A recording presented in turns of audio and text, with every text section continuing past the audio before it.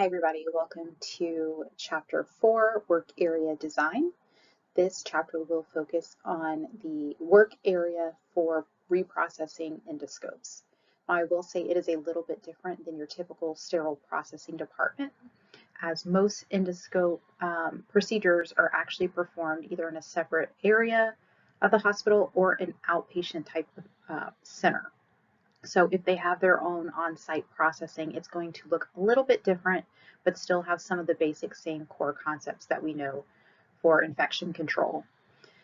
So notice a few key differences that are discussed within work area design.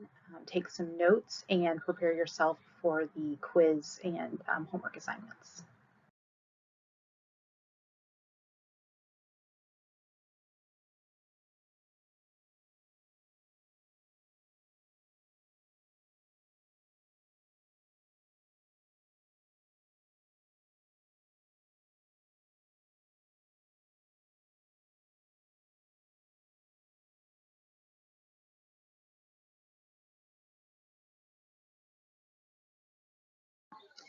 So just like the sterile processing department, it is a separate area than the patient procedure rooms. Again, this is important to discuss because these areas are typically found very close together. It's not quite the trek that you need to get to from point A to point B from a processing area to a patient procedure room. So again, we're going to look at the reason that we need to have a separate area. One of the biggest reasons, obviously, is to avoid cross-contamination from one patient to another. The area that will be used should only be used for endoscope reprocessing because there are some big differences in reprocessing endoscopes compared to our other surgical instruments that we are very familiar with. And we will still follow that one-way flow. So that doesn't change in this instance. We will always start from dirty to clean to high-level disinfectant or sterilization, and then to a storage either area, or for high-level disinfecting endoscopes, we will store them in a cabinet. All right, as we continue to talk about the work area design of the endoscope reprocessing, we're going to talk about some of those environmental conditions. So there's not a whole lot of new information here. We know that our typical range for infection control purposes for humidity should be 30 to 60%.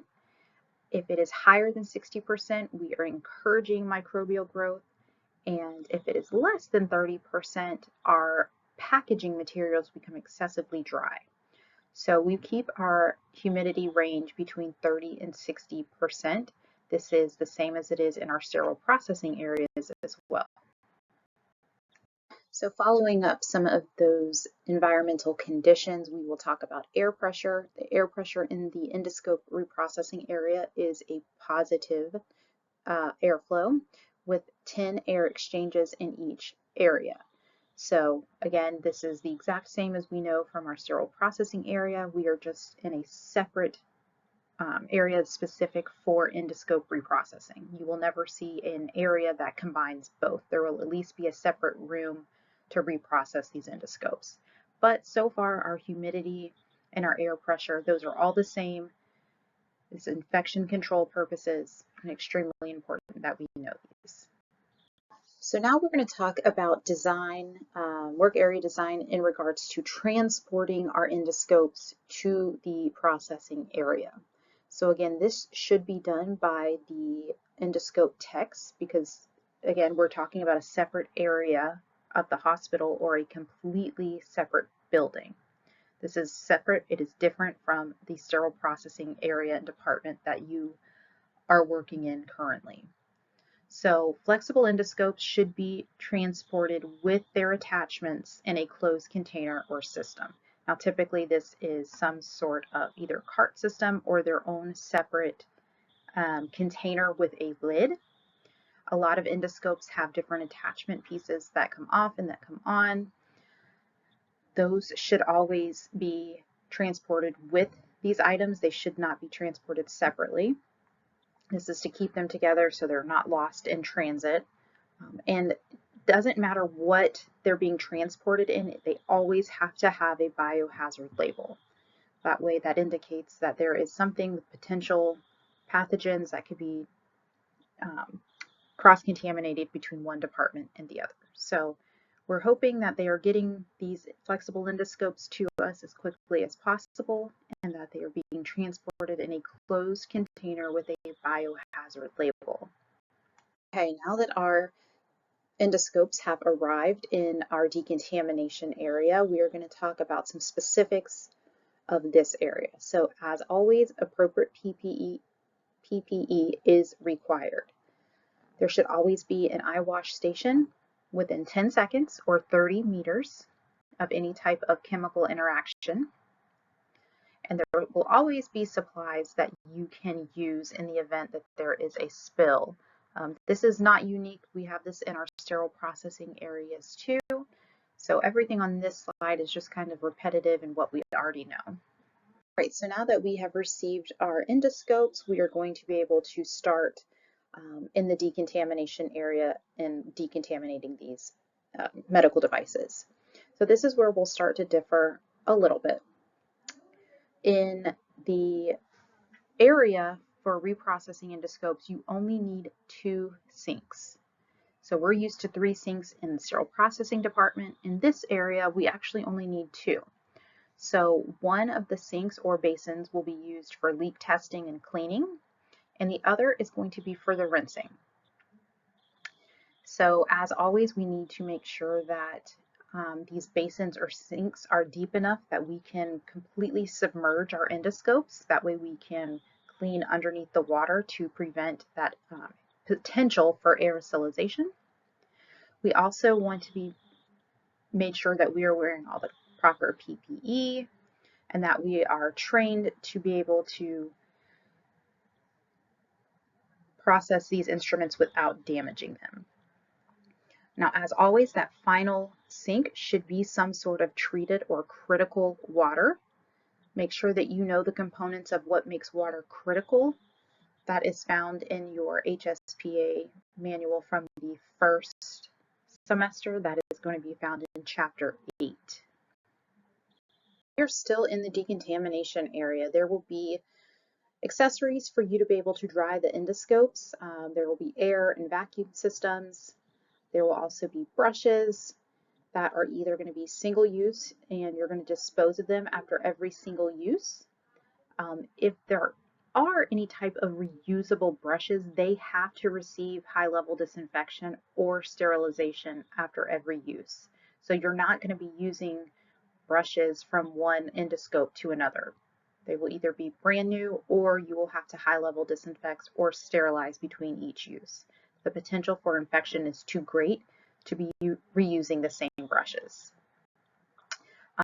As always, we have the cleaning cloths that can be found in these areas as well, and they are also single use and of course lint free. So we've received our instruments, we've got our work area set up. Now the first step in the decontamination process is leak testing. So this is extremely important for you to know that you have to test the instrument first for any type of tears or cracks or holes by performing a leak test before you can actually start to clean the instrument. So this is done before you put that endoscope completely underwater. What the leak test is doing, and it is testing for a hole or a leak within this instrument. So submerging it underwater, if there is a hole, will create extensive damage and you will not be able to use the scope. So there's different types of leak testers that are available. You will be educated on how to perform a leak test based on the type of leak tester that the facility has. There's a couple different ways to do that. We talk more in depth about that in a later chapter. The first one is a manual, or what we call a dry leak test. The second one is a mechanical, or what we call a wet leak test. So after the leak test is performed, there will also be other types of equipment that are available for automatic flushing. This is going to help make sure that you are properly cleaning the instrument and flushing any type of gross soil that might be lingering around. Now we also have different types of quality assurance testing, and this test to make sure that the scope is clean before it leaves the decontamination area. So we have different types of tests. We've got a protein test, we have an ATP test, as well as a lighted magnification system, a borescope. So you have tools available to you to make sure that you have thoroughly cleaned each one of these endoscopes before you pass it to the next area. All right, so we have properly decontaminated our instrument. Now we are moving into the preparation area or the disinfection/sterilization area. So we are no longer in decon, we are now into the prep and pack area. So you're going to make sure that you have the correct dress code with scrub hat, hair covering. You do not need full head to toe PPE in the prep area. This is a separate area from decon. This is also where the AER is located, the automatic endoscope reprocessor. So after you have completely decontaminated these instruments, this is the next step where you will place them in an endoscope reprocessor. So the endoscope reprocessor is in the preparation disinfection area. It is not located in the decontamination area. Make sure that you are aware of the differences there. The preparation area, you are going to have your workstation. You are going to make sure this workstation is set up for the next step, which is the processing. Each endoscope is going to need to be inspected for cleanliness, function, and defects. So just as in the sterile processing department in the assembly or prep and pack area, when you're inspecting these instruments, this is the same area where you will be inspecting the endoscopes. So making sure that you have adequate lighting and magnification at your workstation so you can detect if there's any type of residue left on these instruments is extremely important. So depending on what type of endoscope you are reprocessing depends on what type of sterilization method it will go through. If it is a rigid or semi-rigid endoscope, it goes through sterilization, and the supplies you'll need for the sterilization are the same that you would need in the sterile processing area. So you're going to have your chemical and biological indicators. You're going to have the type of packaging that it goes into, if there's any type of labels or tape you need, as well as venting caps. And this is something we will talk about in a chapter a few lectures from now. So if it's a rigid or semi-rigid endoscope, it goes under sterilization. If it is a flexible endoscope, you will only high-level disinfect those devices. So it would not go into a sterilizer. Now that those instruments have gone through the sterilization or high-level disinfection process, you would now need to store those endoscopes. So if it's a rigid or semi-rigid, they are going to be stored on shelves because you have wrapped them in some sort of barrier packaging and they have gone through the sterilization process. Last but not least are your flexible endoscopes. Flexible endoscopes do not go through sterilization. They are high-level disinfected. Therefore, they are not wrapped in any type of barrier packaging.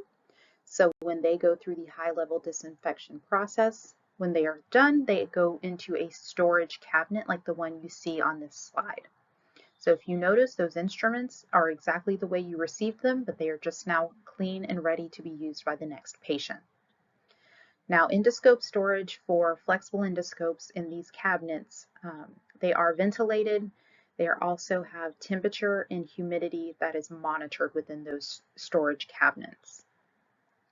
So these are the type of storage you will see for flexible endoscopes. They do not get sterilized and put in any type of packaging.